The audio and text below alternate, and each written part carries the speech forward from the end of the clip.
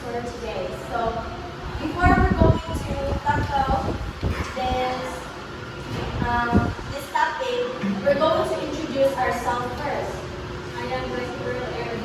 I am Denise Cortez. I am Joanna Marie Clinton. I am Mecca Angel Parrillo Mahikay. And I am Rhea Davalos Pagasian. I am John Ray Diabis. I am April Joyce Andy. I am Muslim G. Guerra. I am Shadali Guerra. And we are the reporters. So, our topic that we're going to tackle is all about the poultry and games dishes. But before we're going to the main topic of this lesson, we're going to know the different objectives. First objective is to recognize the different classification of poultry. Second, to propose possible dishes utilizing the different types of poultry. And thirdly, apply common poultry types and the factors to be considered in cooking poultry dish. And lastly, present poultry and game dishes that are safe, nutritious, and accurate. So these are the objectives. So today, let us know the classification of poultry. Can anyone read these given slides? Yes. Hila, please Poultry refers to the edible flesh with other animals of any bird that is commonly used as food. It is a category of farmers that includes chickens and turkey and other domesticated poultry such as ducks, geese, guinea fowl. Ready-to-eat poultry is classified according to its gender and its age of process. Thank you, Ms. Hila. So, for summarize about a poultry is parang raised from the farm that can lay an egg. Kung sa kanya ang mga animals nga mag-lay ng eggs. Chicken. Isa pa. Duck. Isa pa. Bird. It can be. Turkey. Yes. Isa pa. Grabe na po na raised from the farm na dinosaurs in yung farm. So, that can be possible, no? The motto. And those nga ato ang mga ipang-mention, ikan sa ato ng mulay of eggs, it is very common daw siya na may use as a food. Kung sa mga different dishes nga mahimo nato sa egg. Like sa atong himo atong first laboratory na to ang atong una. Ready-to-eat poultry is classified according to its gender and its age of process. So that is the poultry. So next, Chicken. Chicken that are commercially sold in market either male or female that differ in age and weight at which they are slaughtered. This chicken is classified that markets as broilers, fryers, roasters, and so chicken na klase mo na siya ang kuan, may kalidad, timbang, pag-anis sa bash, alaga. So broiler and fryer, the chicken that look either male or female slaughtered under that weight age only weight 5 pounds as the name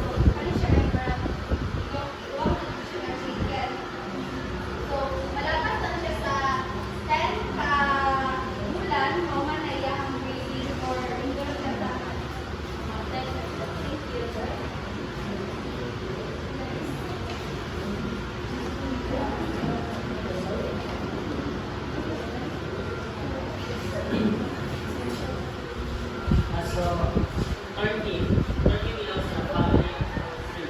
That is traditional, evidence given in the history. So, ano yung mga traditional sa history? Every Thanksgiving is considered as important element of things that every home that prepare was turkey during the same celebration. So, every celebration, mali lang mga sa isip na luto every celebration. Prior rooster is a turkey that is very young, around 12 weeks old, with ready to cook with around about 7 pounds. So mag-inalot siya of 12 weeks old, then already pa na siya, timbang siya 7 pounds, so already cook na siya, pwede na siya luto. If this turkey that we know that are two, even if they are on the same meat, it is usually processed with at least about 40 weeks old with 26 pounds. So, see, pag siya listan sa code siya 14 weeks or 26 pounds, so pag siya listan sa pag-listan dito sa code, process niya kung kaluto. So, it is usually processed with it is about 7 days, 1/2 week of age. So, it is usually processed na yapon sa within is about 17 or 1/2 weeks of age. So next is other domestic poultry.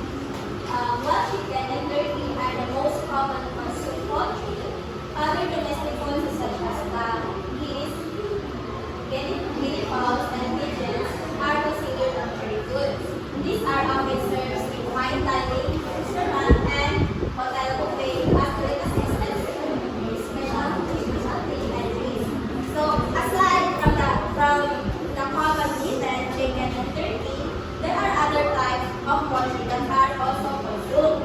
This includes the geese, guinea fowls, and pigeons, or we also call squabs. These birds are less common now in everyday meals, but are considered luxury foods, often served in fine dining restaurant and hotel buffet as specialty and delicacy. So first is ducks. Ducks are usually sold in the market when they are 7 to 8 weeks old and is ready to cook, steak, weighing at 3 to 7 pounds. Ducks are sold in the market when they are 7 to 8 weeks, right? So duck meats are rich and flavor. Ang example ani nga delicacies is Nikita, a popular Chinese dish where the duck is roasted until crispy. This serves with pancakes, hoisin sauce, and with onions. Next is geese. Geese are sold in the market when they are about 11 weeks of age and weigh 6 to 12 pounds and is considered ready to cook. So geese are ready for the market at 11 weeks also, weighing 6 to 12 pounds. So ang example of the dish is roast goose, which is a European dish, especially in Germany, often served during Christmas. The goose is stuffed with herbs and apple, then roasted. Next is guinea fowls. Guinea fowls, only young guinea fowls weighing 1 to 2.5 pounds are consumed. Mature guinea fowls are not utilized in food preparation anymore because it's stuffed flesh. So these guinea fowls, kanang butoon na siya nag-weight na siya of 1 to 2.5 because kung masubrahan mo na siya, dahil magod na siya butoon. So ang example na dish ani is a braised guinea fowls with herbs. A French dish where guinea fowls is slow cooked with wine, garlic, and thyme for a tender and flavory sauce. Last is pigeon, or what we call a squab. A squab is a young pigeon sold at 30 days old just after leaving the nest. It is considered a delicacy in many cultures. So ang example na nila dish is a stuffed squab, common in Mediterranean and Middle Eastern cuisine. So a squab is stuffed with rice and nuts, then grilled or roasted. So each of these poultry types, though not as common as chicken or turkey, offers a unique flavor and texture that make them perfect